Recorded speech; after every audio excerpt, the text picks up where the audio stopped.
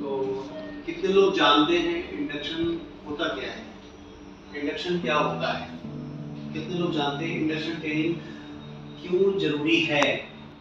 Why do we need provide induction training to employees?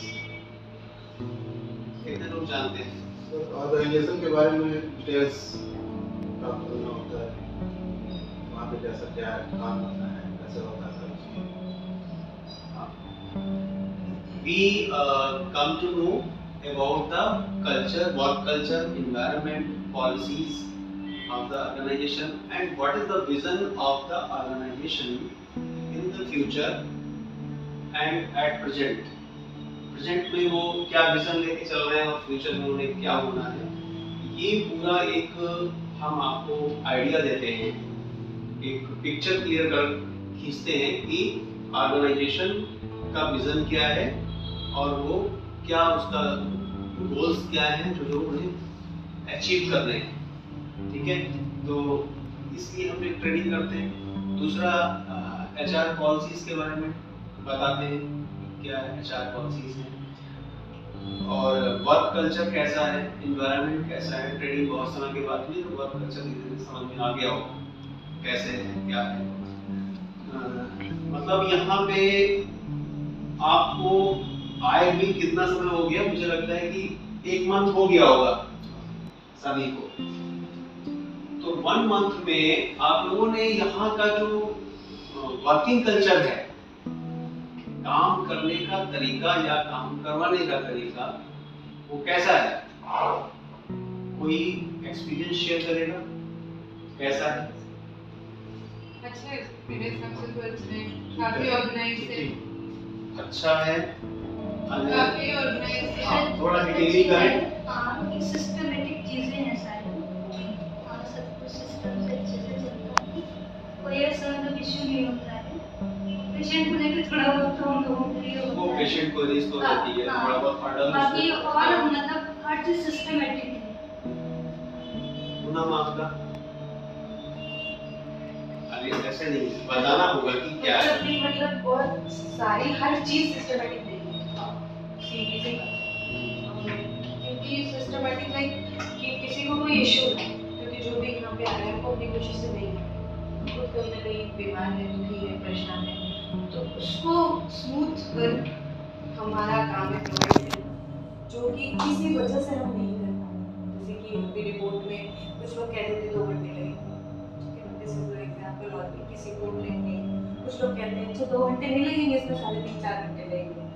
अगर हम just उल्टा कर लें, हमको अगर टाइम हो सकता है तो हमें बताया जाए कि 4 घंटे लगेंगे, हमारी मर्जी आएगी हम वेट करेंगे, मतलब पेशेंट की मर्जी आएगी वेट करेगा, नहीं मर्जी आएगी वो अपना काम निपटाएगा, 4 आवर्स के बाद आएगा। तो वो उसको किसी ने भी कहा कि 2 घंटे लगेंगे, फिर उसने कहा हमें 2 घंटे बताएगा, तो वो 2 घंटे के बाद हमें लड़ेगा, ऑब्वियसली हम भी लड़ेंगे। तो ये चीजें थोड़ी सी सिस्टमैटिक होनी चाहिए कि 2 घंटे लगे तो 2-2.5 घंटे बल्कि बता दो, आधा घंटा पहले दे दोगे तो वो खुश हो जाएगा, लेकिन पहले बोल के देर से दोगे तो वो गुस्सा हो जाएगा। कमिटमेंट फेल हो रहा है, किसी की मिस्टेक नहीं है, हो सकता है अगले को किसी ने बताया, हम लोगों ने एक स्टोरी सुनी थी, बात पास होते होते कुछ और बन गई, जबकि एक्चुअल आदमी ने कुछ और बोला था। तो ये कोई सिस्टम का फेलियर नहीं है, थोड़ी सी ट्रेनिंग की कमी है, मुझे ऐसा लगता है। जो लोग न्यू है या जिनको फेल कमिटमेंट है तो पहले पता कर लें। जैसे मेरा है तो मैं पता करती हूँ, किसी ने कहा कि अच्छा, जैसे एक लोग नर्वेस से एक मैसेज डाला था ग्रुप में, 10,000 का टेस्ट था, मैंने 3,000 का बताया, क्योंकि मुझे किसी ने 3,000 का बताया, मैंने डाल दिया, मुझे पता ही नहीं। तो सर ने कहा कि प्लीज मुझसे आके सीधे बात करें, 10,000 का है, 3,000 का नहीं। तो इस तरह से हमने पेशेंट को बता दिया, तो वो 3,000 देगा, 7,000 का नुकसान कंपनी को होगा हमारी वजह से। तो बहुत ये कोई बात मतलब नहीं बोल सकती कि हर चीज सिस्टमेटिक है, ऐसा बिल्कुल नहीं। कहीं पे गैप ऑफ कम्युनिकेशन हो जाता है। जैसे कि अगर कोई जैसे हमें टेस्ट का प्राइस पता करना है तो सिस्टम से मुझे लगता है कई बार नहीं आता है सिस्टम पे प्राइस, और हम लोग इतने काबिल भी नहीं है, मैं तो नहीं कि मुझे मैंने डाला और मुझे ब्लड का पता चल जाए। वैसे ही कांटेक्ट पर्सन है विनय, जो कि मार्केटिंग हेड है, आप जानते होंगे। तो बहुत सारा क्लियरेंस तो मुझे लगता है कि रिसेप्शन वाले कर लेते हैं उनसे कि सर इसका क्या है, सिस्टम पे दिखा नहीं रहा है, तो तो इसका क्या विनय जी क्या मुझे ये Marketing ये बात पहली बार है। हाँ, विनय पटेल इज मार्केटिंग मैं हेड। उनको विनय जी को विनय पटेल सर का नाम जानती हूँ, बात में हुई है, पर वो इस चीज के लिए भी है ये मुझे नहीं पता। हाँ, मतलब रिसेप्शन के लोग हाँ, उनसे क्लियर कर लेते हैं। मतलब हर बात नहीं, जो चीज में कहीं फंसते हैं तो नहीं समझ में आ रहा है, सिस्टम में नहीं है, तो क्लियर कर लेते हैं। की अटेंडेंस हमारा ऑनलाइन है, ठीक है।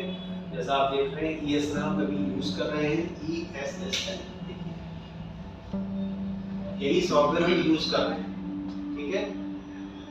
इसमें आपका मैनेजमेंट है अटेंडेंस देखने का, और दूसरा मैनेजमेंट है लीव अप्लाई करने का। ये आप अटेंडेंस इस पे देख लेंगे, यहाँ पे लीव अप्लाई करने का भी अटेंडेंस, दो ही चीजों का दे रखा है, ठीक है।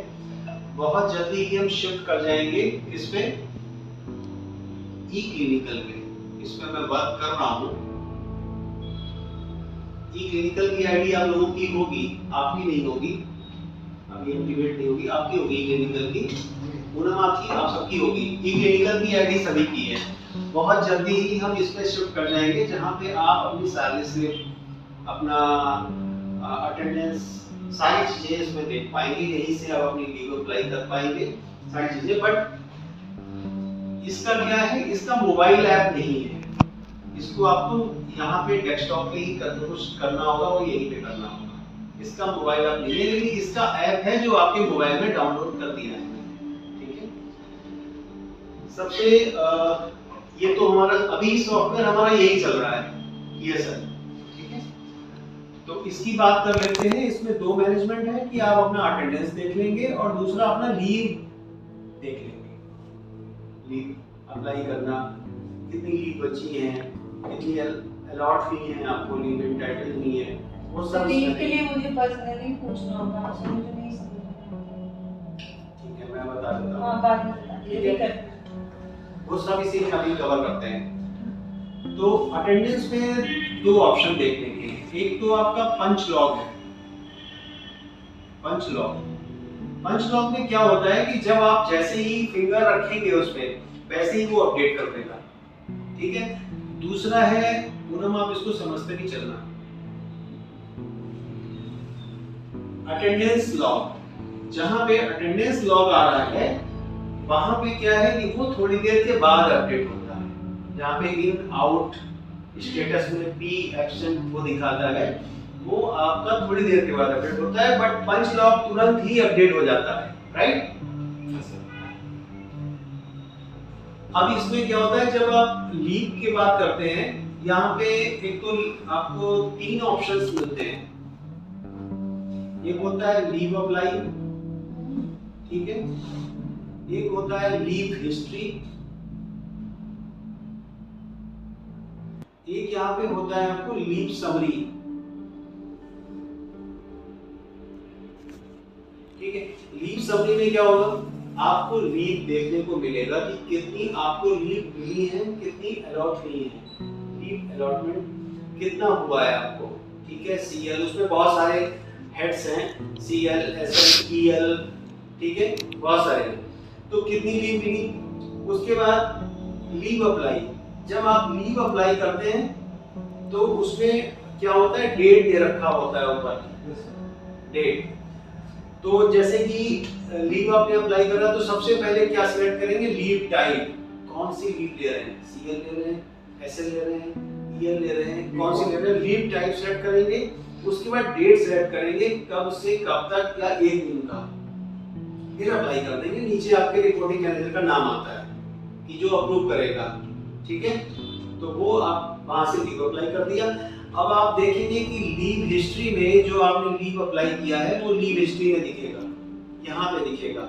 यहाँ पे आप अपना लीव देख लेंगे। लेकिन अगर मान लिया जैसे आज 25 तारीख है और आपने लीव अप्लाई की है 28 अगस्त की, तो फिर वो क्या करेगा, आपको ऊपर डेट दिया होता है, वो डेट सिलेक्ट करना होगा, 28 या 30 तक की कर लीजिए, 1 अगस्त से 31 तक कर लीजिए, और फिर सबमिट करेंगे तो वो आपको दिखाएगा यहाँ पे कि आपने 28 अगस्त की लीव यहाँ पे अप्लाई की है, और वहाँ पे क्या दिखाएगा स्टेटस में, not approved. Sir leave applied जो ये जो एरो बना है ना, वो उस पर क्लिक नहीं हो रहा, ब्लड डोनेशन साइड जहाँ पे लिखा है ना, उस पर टच करिए। और इसको गाइड करना है।